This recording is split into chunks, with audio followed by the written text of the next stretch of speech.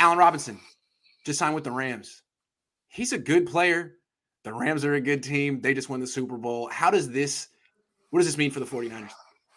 This personally hurts me the most because I am one of the biggest Allen Robinson fans. And a lot of the criticism that he has around his career has to do with his own doing. You chose the Bears. Obviously, you didn't choose the Jaguars. You had a chance to play with Aaron Rodgers, which would have accentuated what people believe about him. There's still a crowd that just says, hey, production matters and he hasn't done anything. I still think the world of Allen Robinson. Right, if he were on the Packers, he'd be Devontae Adams.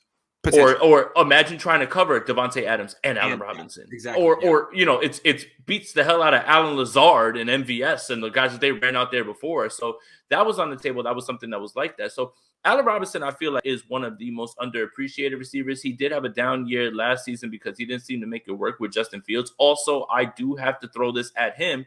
When you watched him play, lethargic comes to mind, but it felt more like checked out. He was definitely done with the Bears, right? He had been there with Matt Nagy the entire time. Him and Fields were not connecting. It seems like Fields and Mooney, who are working out together, were the ones who had the rapport. But it felt like Allen Robinson definitely checked out. Wasn't running routes as hard as he normally does. Wasn't blocking with the same vigor. I guess knowing his time was up over there. The Rams getting him is like probably worst case scenario. And here's the thing. Adam Schefter alludes to in the tweet that they still have money left over for Odell Beckham, who would make a later year return because of his ACL tear, right? But then, did you forget Bobby Trees, Robert Woods? So now, here's what you're probably starting. I did forget. As a matter of fact, yes. Yeah, Robert Woods. Good point. Robert Woods, Cooper Kupp, Allen Robinson. What this means to me and what it should mean to the 49ers is coverage, because you couldn't cover these guys in the NFC Championship game with Ambry Thomas and Emmanuel Mosley, which I don't really throw it at Emmanuel Mosley as more as I do. That was Thomas playing way soft, and they were just throwing the ball right under him. Coverage. Now you're talking about adding one of the best. Matthew Stafford and Allen Robinson now. Allen Robinson's going to play with the best quarterback he's ever had in his life, and he's put up some pretty gaudy stats with Blake Bortles and Mitchell Trubisky when Mitch was not as highly regarded as all of a sudden he is right now that everybody loves him. This is not good. Coverage.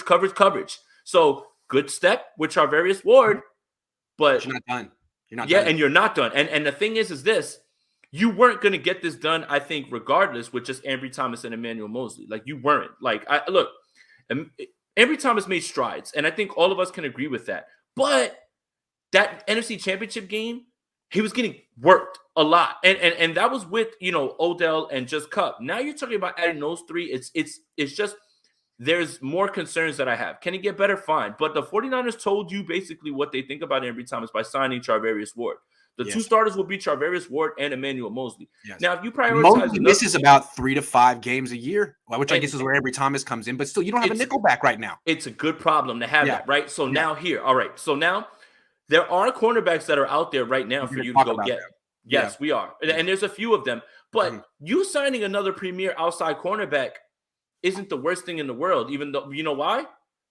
Those two guys start, Ward and whoever that is, let's just say Gilmore, let's just say AJ Boye, something like that, and Emmanuel Mosley becomes your slot now, and that seems to be better. And why wouldn't that be it? So there's the whole debate about pass rush and coverage. When you look at what the Rams are, right? Yes. And when you look at And the thing is when you look at what the Rams are doing, they're putting pressure on you to cover them. And another year of Stafford in this offense and everything as well, the 49ers have to prioritize coverage right now at this point. So that's what it means for the 49ers more than anything. The Niners are so all in on pass rush when, to me, the answer is both. And like, you have a great pass rush. You have Chris Kasarik, who can take, non-assets and turn them into impact players. Go get some coverage. Like, that's the last thing you got to do when you're already like on the path. You just got Charvarius Ward, good player.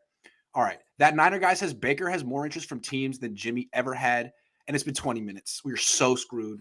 He is coming back. All right, to be fair, I'm going to tell everybody to chill out on the Jimmy thing. Think about Baker Mayfield and where Jimmy Garoppolo is. One, Jimmy Garoppolo, if you're trading for him, you have to pay him off the bat. With Baker, at least you still have the cachet of a number one pick. I can fix him. He's 25, 26, something like that, right? Like, he's not super old.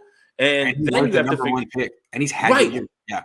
And then you have to figure out what you're going to do with him down the line. With Jimmy Garoppolo's the ceiling is here. Like me trying to walk on a plane, like it's there. Like you're at it, right?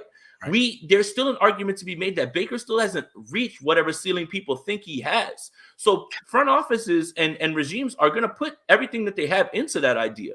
So that's why I don't think this is an apples to apples comparison with Baker and Jimmy. With Jimmy, you know what you're getting. You're getting good locker room guy, good leadership qualities, things like that. You can win games. He's solid for you. But with Baker, there's still this at least narrative or somewhat thought across the league in certain circles that he hasn't reached everything and I can get more out of him. And he still has something. And he was injured last year as well, too.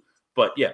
Your New York accent makes me smile. My dad's from Brooklyn, and he has a strong New York accent, too. And the way I've always talked with my dad privately is once he starts getting into his accent, I do it, too. And I'll like – so whenever you say, like, narrative or I'm like, oh, I want to say it. I want to do it. But I'm not going to do it because I'm not from the East Coast, and I'm not making fun. No, you're good. I talk with a fake New York accent when I go to New York and when I hang out with my dad all the time. The same. Well, here's the thing, Grant. I can never notice the accent until I talk with you Cali people. That's it. Like if I'm speaking to one of my friends around here or whatever, I never notice it and I can't tell. Right. But like when I speak to people from Cali, when I went to Alabama, in Indiana, I'm like, oh wow, I completely hear the difference. Like it's I love it. I grew up on it. It's reminds me of my child. I love it.